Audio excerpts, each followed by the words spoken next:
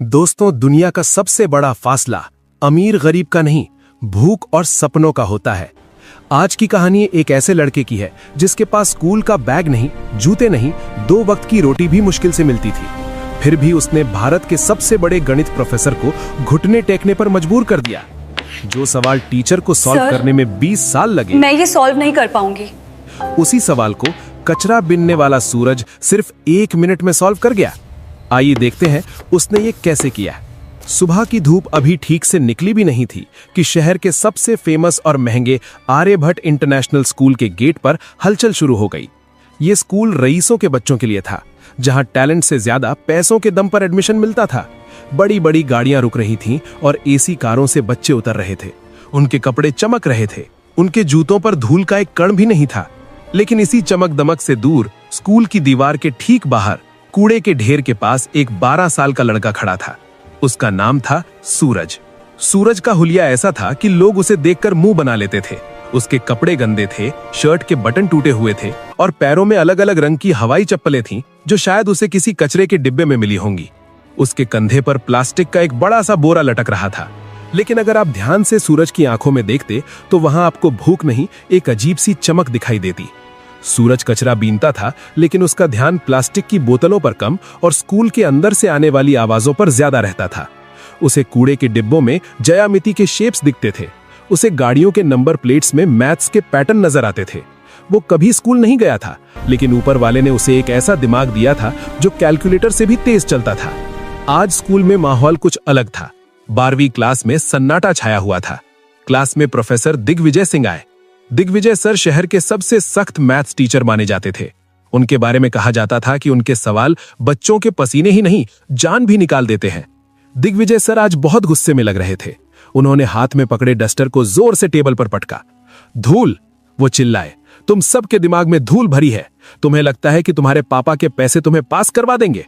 गणित बाजार में मिलने वाली सब्जी नहीं है जिसे पैसों से खरीदा जा सके। ये मेहनत मांगती है। पूरी क्लास डरी हुई थी। दिग्विजय सर ने चौक उठाई और ब्लैक बोर्ड की तरफ मुड़े। उन्होंने बोर्ड पर एक सवाल लिखना शुरू किया। ये कोई आम सवाल नहीं था।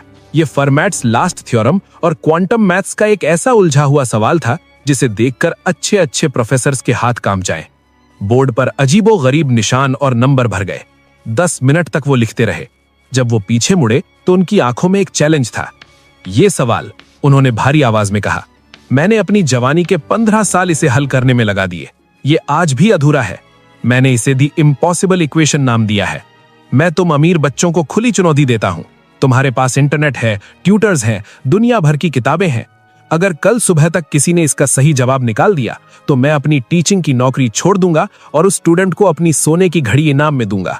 क्लास का टॉपर, जिसका नाम विक्रम था, उसने चश्मा ठीक करते हुए सवाल को देखा और मन ही मन हार मान ली। ये सवाल सिलेबस के बाहर नहीं, दुनिया के बाहर का था। घंटी बजी और प्रोफेसर गुस्से में पैर पटकते हुए बाहर चले गए। बच्चे भी बड़बड़ाते हुए निकले।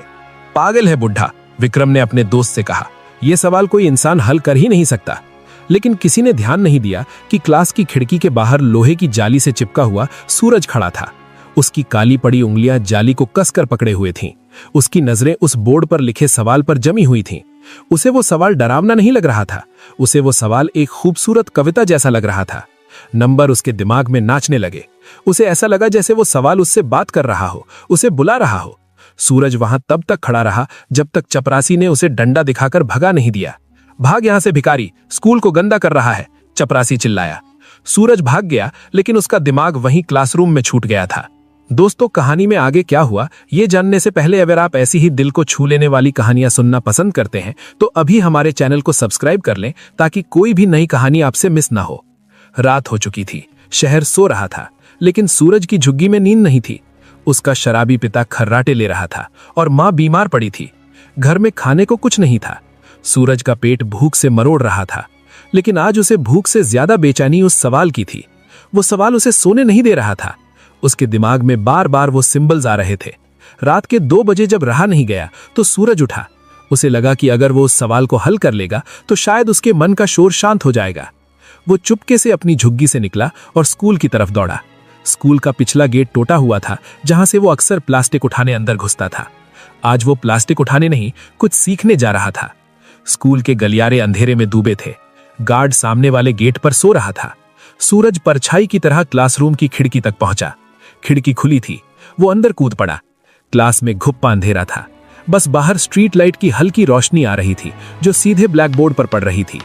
बोर्ड पर वो सवाल अभी भी वैसे ही लिखा हुआ था जैसे कोई भूत मुंह खोले खड़ा हो। सूरज धीरे धीरे आगे बढ़ा। उसके पैर कांप रहे थे। डर इस बात का नहीं था कि वो पकड़ा जाएगा, डर ये था कि क्या वो इसे कर पाएगा। उसने टीचर की मेज से एक चौक का टुकड़ा उठाया।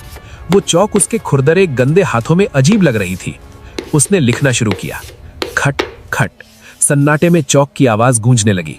पहले वो धीमा था, लेकिन जैसे जैसे सवाल सुलझता गया उसकी रफ्तार बढ़ती गई। सूरज भूल गया कि वो भूखा है, वो भूल गया कि वो एक कचरा बीनने वाला है। इस वक्त वो सिर्फ एक गणितज्ञ था। उसके दिमाग में कायनात के सारे ताले खुल रहे थे। उसे वो रास्ता मिल गया था जो प्रोफेसर दिग्विजय को 15 साल में नहीं मिला। पसीने से भीगा, धूल में सना सूरज 3 घंटे तक लगातार लिखता रहा। पूरा बोर्ड भर गया और अंत में उसने एक बॉक्स बनाया और उसमें जवाब लिखा 0। इतना बड़ा तूफान और जवाब सिर्फ 0। सूरज पीछे हटा। उसने बोर्ड को देखा और उसके चेहरे पर एक ऐसी मुस्कान आई जो शायद उसे पेट भर खाना खाने पर भी ना मिलती।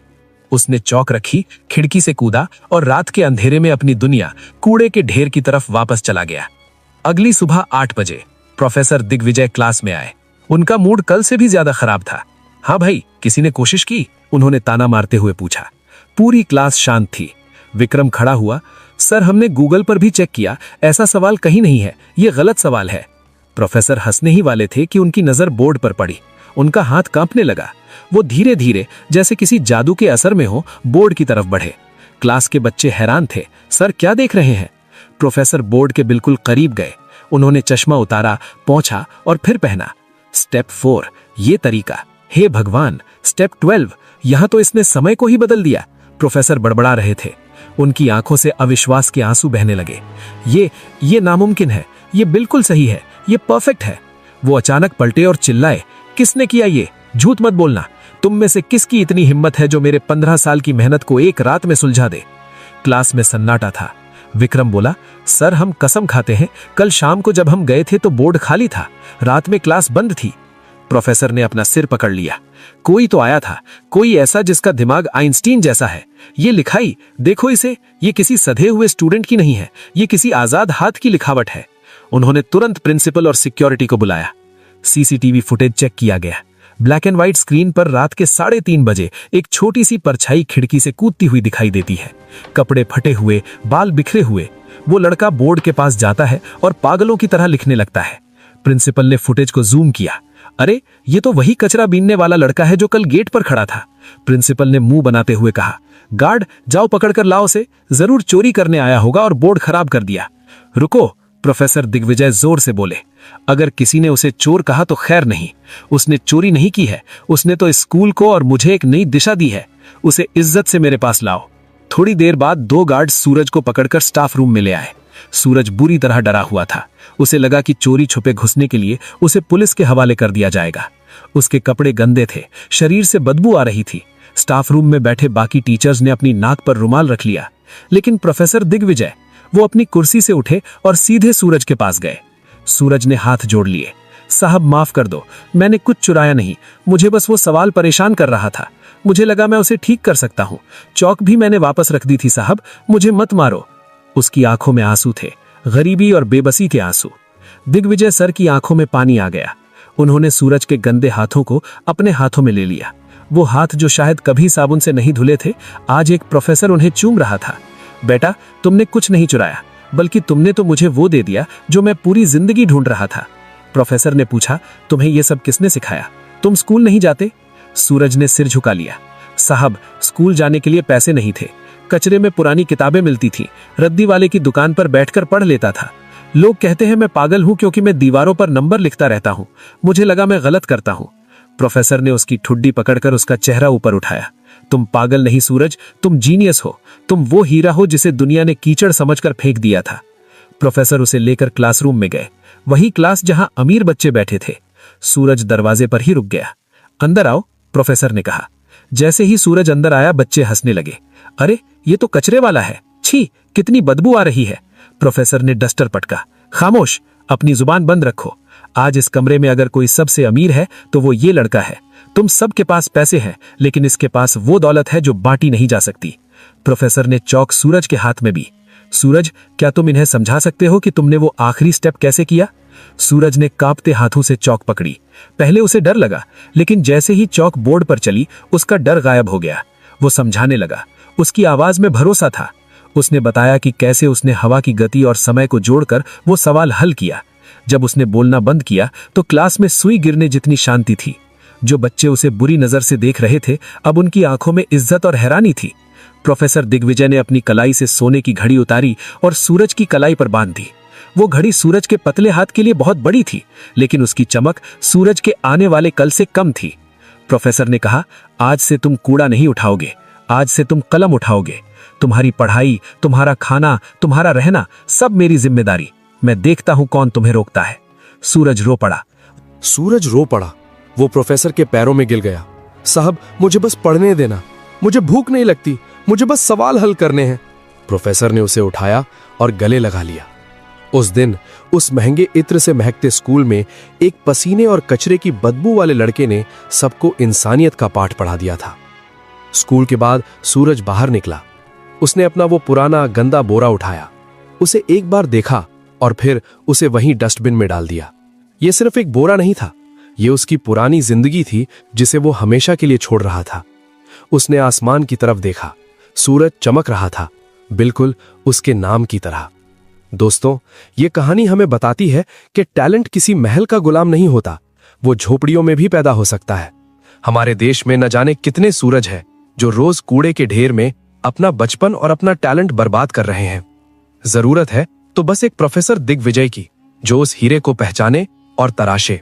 अगर आपके आसपास कोई ऐसा बच्चा है तो उसे बुरी नजर से मत देखिए।